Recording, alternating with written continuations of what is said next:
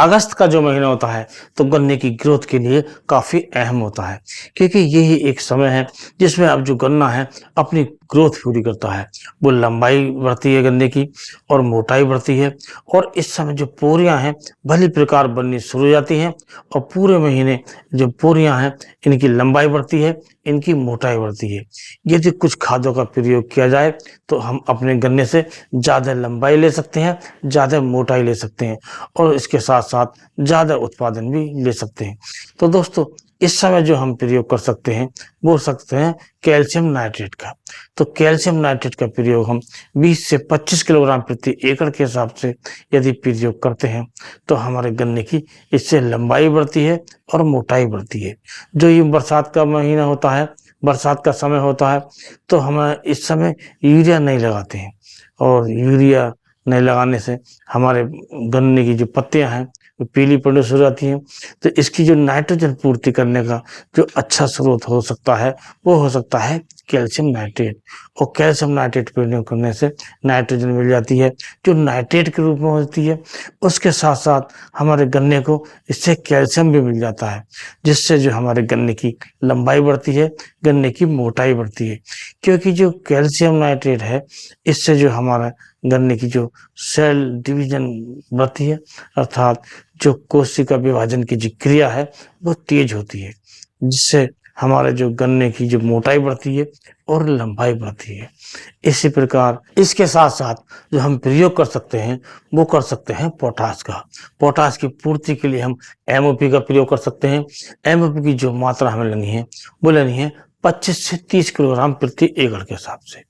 यदि हम इसका प्रयोग कर देते हैं तो जो हमारा जो गन्ना है इसकी मोटाई तो बढ़ती ही बढ़ती है, इसके साथ साथ इसकी क्वालिटी में भी सुधार होता है, और गन्ने में रोग लड़ने की जो क्षमता है, जो प्रतिरोधक क्षमता होती है वो बढ़ती है। और यदि हम इसका प्रयोग कर देते हैं पोटाश का, तो हमारा जो गन्ना है मोटाई तो बढ़ती बढ़ती है, साथ साथ जो विभिन्न तरह के जो रोग आते हैं वो भी कम होते हैं।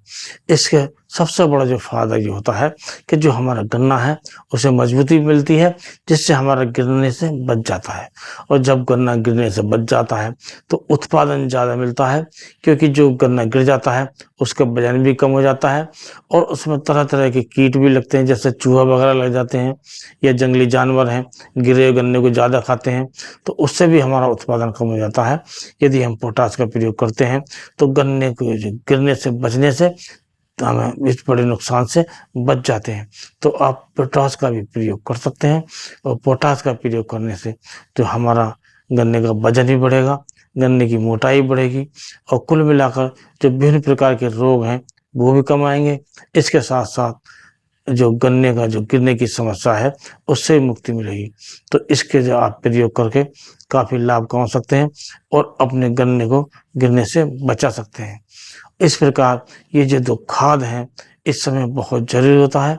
और दोस्तों, एक काम आपको और करना है, जब आप कैल्शियम नाइट्रेट का प्रयोग करें तो कैल्शियम नाइट्रेट के साथ आप 1 किलोग्राम प्रति एकड़ के हिसाब से बोरॉन अवश्य मिला लें।